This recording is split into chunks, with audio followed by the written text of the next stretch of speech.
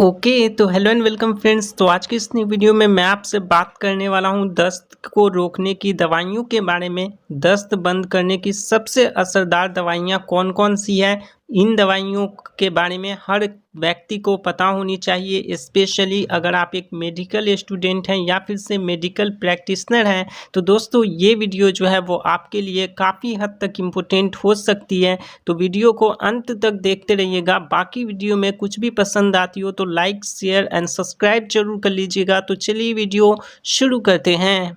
तो दोस्तों video start करने से पहले आपको कुछ इन इम्पोर्टेंट्स पॉइंट्स का पता होना चाहिए। अगर आपको डॉक्टर के प्रिस्क्रिप्शन पे कुछ इस प्रकार का सिंबल देखने के लिए मिलता है जैसे कि OD, BD, TDS, QID, तो इनका मतलब क्या होता है? तो देखिए OD का मतलब होता है दिन में एक बार, BD का मतलब होता है दिन में 2 बार, TDS का मतलब होता है दिन में 3 बार, QID का मतलब होता है दिन में 4 बार। तो अगर डॉक्टर के प्रिस्क्रिप्शन पे इस प्रकार का सैंपल आपको देखने के लिए मिलता है OD, BD, TDS, तो आप देखते ही समझ जाना कि हमें मेडिसिन जो है वो दिन भर में कितनी बार लेनी है। ठीक है, क्लियर हो गई? ये चीज़ आपको याद रखना है। आपको मोस्ट ऑफ द टाइम जो है वो डॉक्टर के प्रिस्क्रिप्शन पे देखने के लिए मिल सकती है। बाकी यहाँ पे आपने मेडिसिन के पैकेजिंग पर जो है वो कुछ इस प्रकार का सैंपल देखा होगा। वैसे मैं वीडियो में आगे क्लियर कर दूंगा एग्जाम्पल लेकर, ठीक है, जैसे कि IP, BP, USP। तो इनका मतलब क्या होता है? तो देखिए IP का मतलब होता है इंडियन फार्माकोपिया,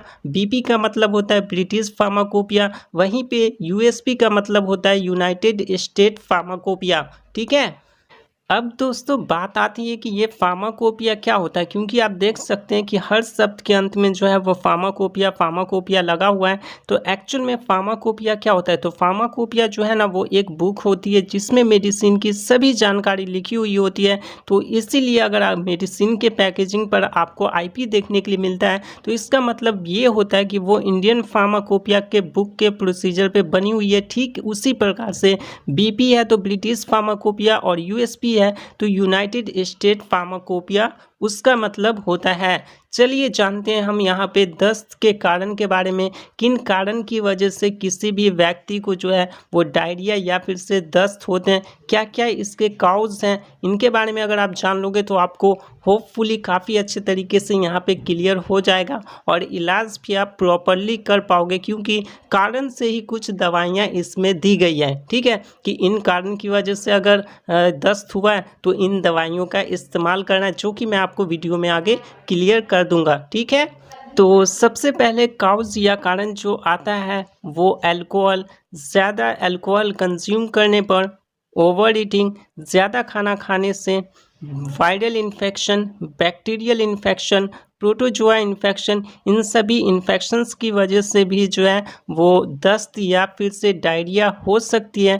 लैक्टोज इंटॉलरेंस, हमारे बॉडी में लैक्टोज की कमी हो जाने पर, side effects of antibiotics, antibiotics के साइड इफ़ेक्ट से भी आपको जो है वो डायरिया हो सकती है। क्या होता है ना, मेडिसिन में सबसे ज़्यादा साइड इफ़ेक्ट्स जो देखने के लिए मिलती है ना वो एंटीबायोटिक्स में ही साइड इफ़ेक्ट्स देखने के लिए मिलती है। तो उसके कुछ साइड इफ़ेक्ट्स में जो है वो दस्त भी एक साइड इफ़ेक्ट निकल के आता है। तो एंटीबायोटिक्स के अगर साइड इफ़ेक्ट्स देखने के लिए मिलता है तो यहाँ पे डायरिया उस व्यक्ति को जो है वो हो सकता है। चलिए हमने यहाँ पे जान लिया कि किन कारणों की वजह से जो है वो किसी भी व्यक्ति को दस्त या फिर से डायरिया या फिर से कह सकते हो लूज मोशन होता है। अब हम यहाँ पे किन दवाइयों का इस्तेमाल करके उसे ठीक करते हैं, कौन कौन सी असरदार दवाइयाँ हैं जिनका उपयोग करके जो है वो दस्त को ठीक किया जाता है।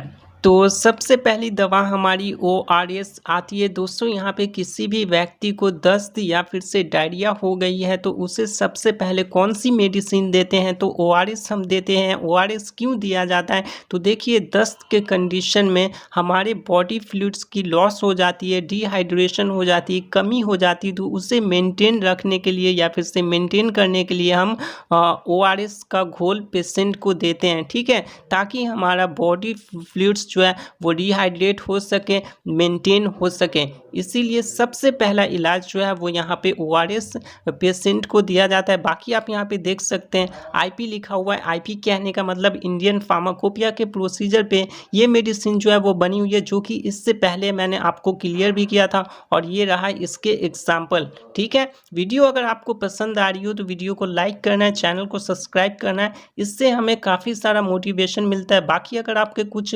डाउट्स हैं तो आप कमेंट सेक्शन में पूछ सकते हैं। ठीक है, वहीं पर अगली दवा हमारी रेसिकाडोट्रिल सैचेट आती है और दोस्तों आप देख सकते हैं यहाँ पर आईपी लिखा हुआ है, यानी कि ये भी इंडियन फार्माकोपिया के बुक के प्रोसीजर पे बनी हुई है। बाकी रेसिकाडोट्रिल सैचेट का डोज जो है वो हम कितना देते हैं, एक दिन में कितनी मात्रा में एक व्यक्ति इसे ले सकता है, तो आप यहाँ पे देख सकते हैं 100 mg दिन में 3 बार, मतलब कि 100 mg हमें दिन में 3 बार लेनी है। बाकी यहाँ पे कितने साल के पेशेंट ले सकते हैं, तो आफ्टर 12 ईयर पेशेंट्स, मतलब कि 12 साल से अधिक बच्चे या बड़ों में जो है वो रेसिकाडोट्रिल सैचेट का इस्तेमाल 100 mg दिन में 3 बार करना है। वहीं पर जो है वो छोटे बच्चों के डोज के बारे में बात करें तो 1.5 mg बाई kg दिन में 3 बार देते हैं, मतलब कि 1.5 mg kg के अकॉर्डिंग कैलकुलेट कर लीजिएगा। उसके बाद जितना भी आपका mg आएगा उन्हें जो है वो दिन में 3 बार देनी है। बाकी कुछ एग्जाम्पल से हम समझ लेते हैं। मानिए कोई बच्चा 10 kg का है तो 10 इंटू 1.5 mg, ठीक है, इसकल टू कितना होगा 15 mg। तो अगर कोई बच्चा यहाँ पे 10 kg का है तो उसे हम कितना mg जो है वो रेसिकाडोट्रिल सैचेट देंगे, तो 15 mg उसे देनी है, दिन में 3 बार करके देनी है। ठीक है, 15 mg में 3 बार करके यहाँ पे रेसिकाडोट्रिल सैचेट बच्चे को जो है वो देना है। ठीक है, क्लियर। बाकी दोस्तों अगर आप एक मेडिकल स्टूडेंट हैं या फिर से मेडिकल प्रैक्टिशनर हैं तो होपफुली आपने स्क्रीनशॉट ले लिया होगा या फिर से कॉपी में नोट डाउन कर लीजिए ताकि आपको लंबे समय तक याद रह सके। दोस्तों अगली मेडिसिन हमारी ऑर्नाइडाजोल एंड ओफ्लॉक्सासिन टैबलेट है और ये मार्केट में ओफ्लॉक्स ओजेड नाम से आती है। बात करें इसके यूज़ के बारे में तो नो डाउट यहाँ पे दस्त या फिर से डायरिया में इसका इस्तेमाल करते हैं, लेकिन यहाँ पर किन कारणों की वजह से दस्त या फिर से डायरिया होता है तो उसमें हम इस मेडिसिन का इस्तेमाल करते हैं, जो कि मैंने वहाँ पे आपको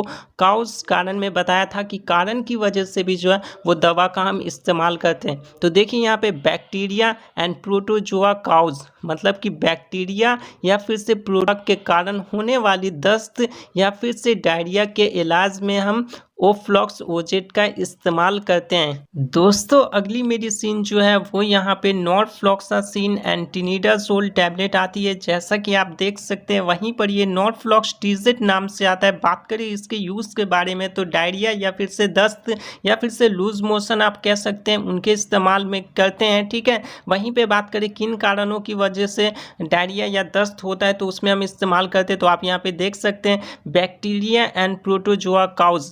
बैक्टीरिया या फिर से प्रोटोजोआ के कारण से होने वाले दस्त या फिर से डायरिया को ठीक करने में हम नॉरफ्लॉक्स टैबलेट का इस्तेमाल करते हैं। तो दोस्तों ये सभी दवाइयाँ जो है वो दस्त या फिर से डायरिया में काफ़ी असरदार दवाइयाँ हैं। हॉस्पिटल, क्लिनिक्स एवं घर में भी ये काफ़ी टाइम इस्तेमाल में ली जाती है। मोस्ट ऑफ द टाइम यहाँ पे इन सभी दवाइयों का इस्तेमाल में लिया जाता है। बाकी अगर आप एक मेडिकल स्टूडेंट हैं या फिर से मेडिकल प्रैक्टिशनर है तो होपफुली आपने स्क्रीनशॉट ले लिया होगा। और दोस्तों अगर आपको वीडियो पसंद आई हो, वीडियो में कुछ भी समझ में आया हो तो लाइक कर दीजिएगा, चैनल को सब्सक्राइब करके बेल नोटिफिकेशन प्रेस करके जरूर रख लीजिएगा, इससे हमें काफ़ी सारा मोटिवेशन मिलता है। बाकी इस वीडियो में जितनी भी सारी दवाइयों की जानकारी दी गई है उन सभी दवा का उपयोग खुद से बिल्कुल नहीं करना है, डॉक्टर के प्रिस्क्रिप्शन या फिर से डॉक्टर के सलाह से ही इस्तेमाल करना है। अगर आप खुद से उपयोग करते हैं और कोई भी प्रॉब्लम होता है तो उसके जिम्मेदार आप खुद होंगे, क्योंकि ये वीडियो सिर्फ और सिर्फ एजुकेशनल पर्पस के लिए बनाया गया है। बाकी यहाँ पे सबसे पहला इलाज जो करना है दस्त के कंडीशन में तो पेशेंट को जो है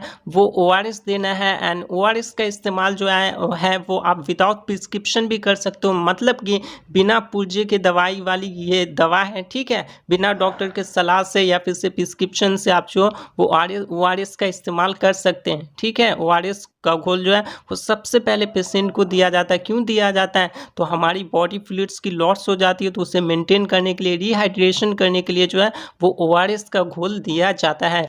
तो आज की इस नई वीडियो में बस इतना ही। मिलते हैं एक नई वीडियो में एक नए टॉपिक के साथ। तब तक के लिए जय हिंद, वंदे मातरम।